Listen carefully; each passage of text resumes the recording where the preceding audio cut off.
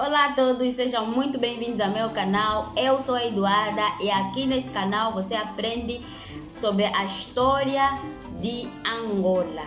E no vídeo de hoje nós vamos falar de uma figura que marcou o século passado do nosso país, que é a figura de Jonas Malheiro Savimbi.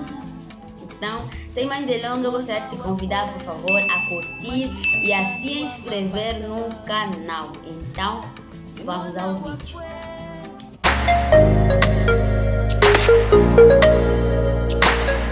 Jonas Malheiro Savimbi nasceu no dia 3 de agosto do ano de 1934 na aldeia de Munhango, no município do Quemba, na província do Bié.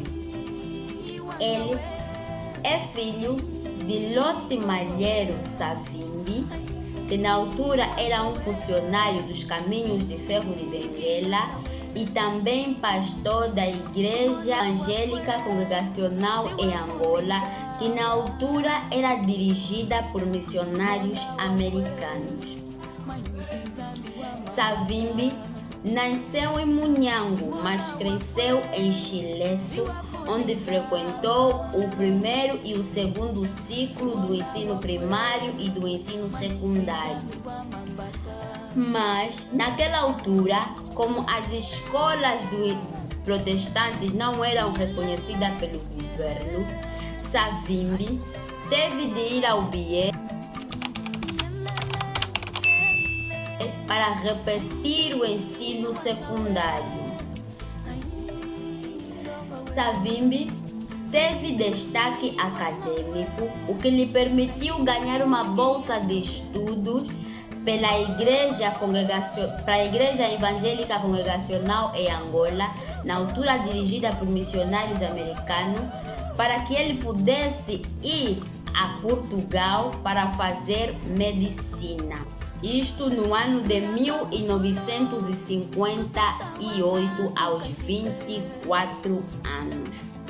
Então, Savimbi parte para Lisboa para que pudesse estudar medicina. Foi em Lisboa que ele conhece outros nacionalistas das colônias, tal como Antônio Agostinho Neto, que na altura era um estudante de medicina. Savimbi não terminou os seus estudos em medicina devido a algumas divergências e chegou a ser preso 3 vezes pela PIDE, a Polícia Internacional de Defesa do Estado.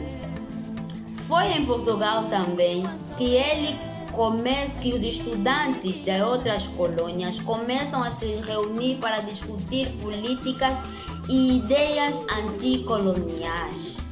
Nessa altura também, que tal como Antônio Agostinho Neto e outros nacionalistas chegaram a ser presos pela PIDE. Savimbi não chegou a terminar os seus estudos em medicina, tendo que se refugiar na Suíça, onde ganha uma bolsa de estudo para estudar ciências políticas e sociais.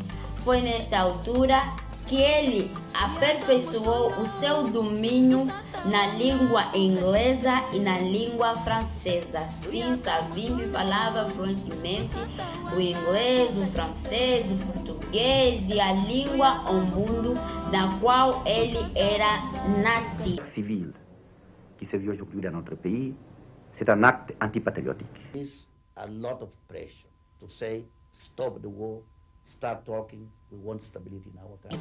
Foi na Suíça que Jonas Savimbi conhece Oden Roberto, fundador da União das Populações de Angola, a UPA.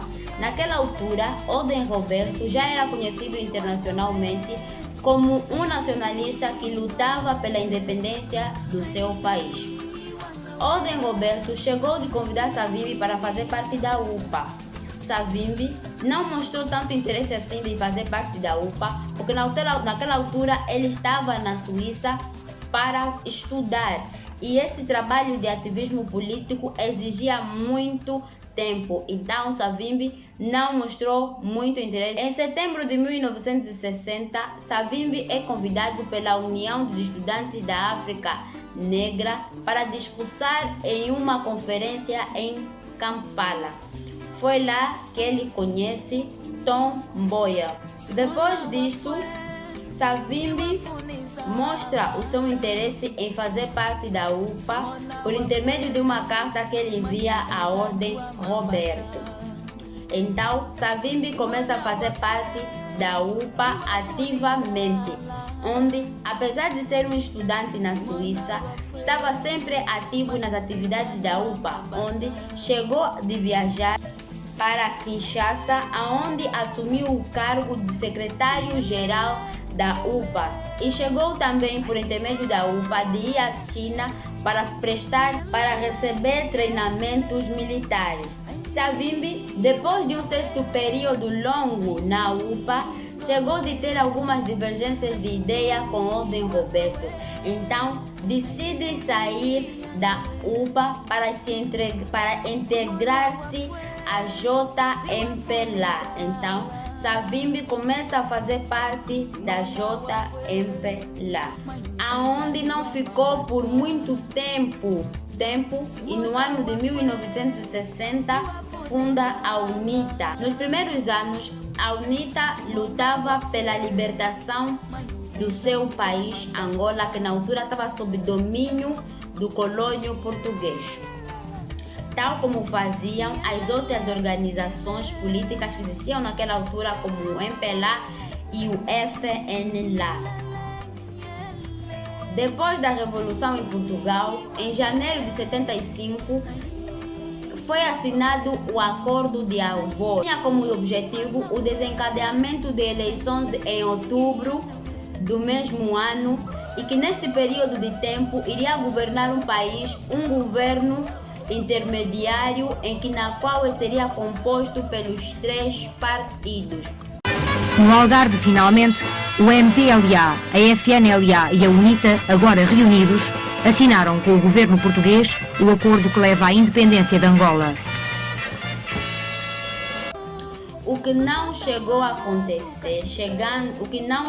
acontecer, todos os 3 partidos rasgaram o acordo de Alvor. E no dia 11 de novembro de 1975, cada partido proclamou a independência no local na qual eles desejaram. O MPLA proclamou sua independência em Luanda, Savimbi proclama sua independência no Ambo, Ordem Roberto proclama sua independência no Ambris. E depois disso, deu-se então o início da Guerra Civil em Angola. Uma guerra que durou vários anos.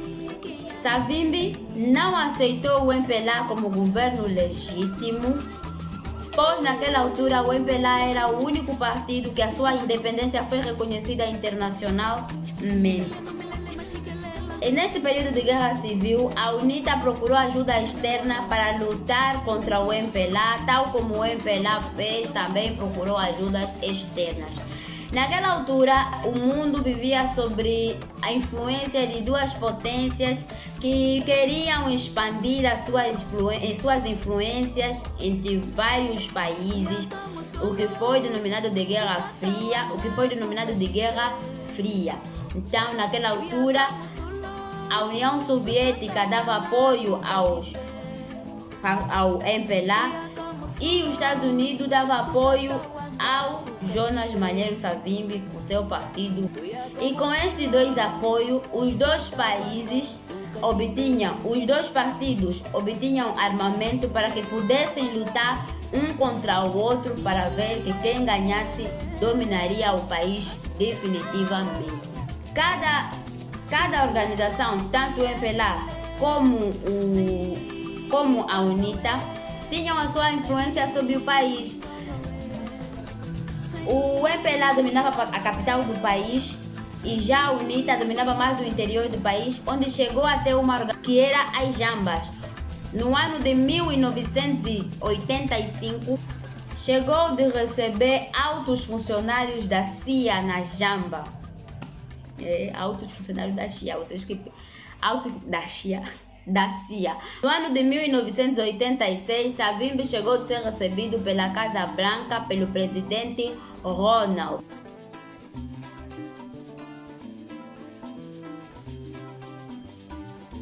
E no ano de 1990, Savimbi também chegou de novo à Casa Branca para ser recebido pelo presidente Bush.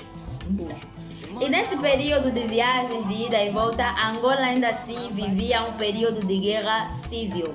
Então, no ano de 1991, foi realizado o Acordo de Bicesse, que concluiu-se que o MPLA abandonaria o sistema de monopartidarismo e que convocariam eleições em setembro de 1992. Também foram feitas alterações na Constituição, onde foi alterado o nome do país de República Popular para República de Angola.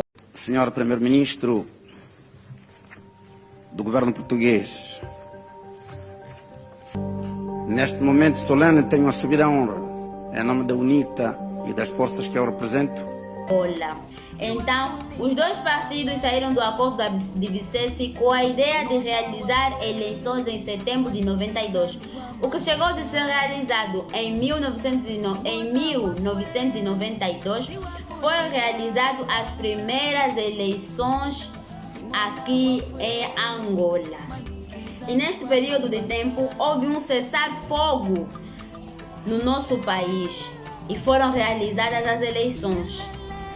Quando sai o resultado das eleições, o MPLA sai como vencedor das primeiras eleições. A UNITA não aceitou, a UNITA e outros partidos não aceitaram que o MPLA tivesse ganhado, alegando que havia fraude. Depois disto, a guerra retorna-se com mais força e não chegou de se realizar a segunda fase das eleições, a segunda volta das eleições. Savimbi chegou a receber a proposta de se tornar vice-presidente do nosso país, mas ele não aceitou, alegando que já passou por várias dificuldades, perdeu vários compatriotas e se aceitasse a vice-presidência seria a mesma coisa que uma derrota. Foi neste período que a guerra retorna com mais intensidade e a UNITA perde o apoio dos Estados Unidos para lutar contra o MPLA. E no dia 22 de fevereiro de 2002 é anunciado que Savimbi havia sido morto. Isto no ano em que completaria 67 anos. Savimbi morre em combate perto da vila de Lucusi, uma região situada na província do Mochico, depois de uma longa perseguição feita pelos militantes do MPLA das Forças Armadas Angolanas. O anúncio que foi feito é que Savimbi recebeu 15 disparos. Mas há quem diz que essa notícia não é certa e de que Savimbi havia cometido. Naquela altura não se sabia da localização do Savimbi. Disse que para que o MPLA descobrisse a localização de Savimbi, Savimbi havia sido traído por alguém muito próximo, que até hoje não se sabe quem é. Com a morte do Savimbi, deu-se o fim à guerra civil em Angola.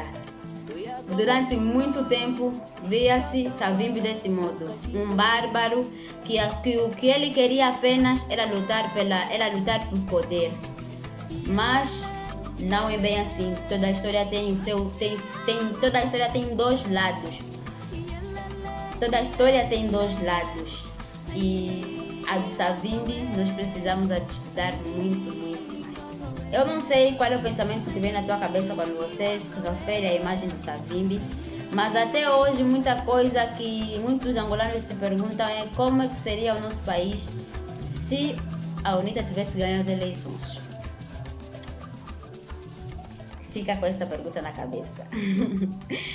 Então esse foi mais um vídeo, eu espero que vocês tenham gostado e se vocês gostaram, por favor, comenta aqui embaixo Savimbi, que eu vou perceber que você chegou até ao final do vídeo. Muito obrigada pela sua presença aqui neste lugar. Eu espero que vocês fiquem com Deus e nos vemos no próximo vídeo. Eu espero que o mais breve possível. Então fiquem com Deus. Tchau.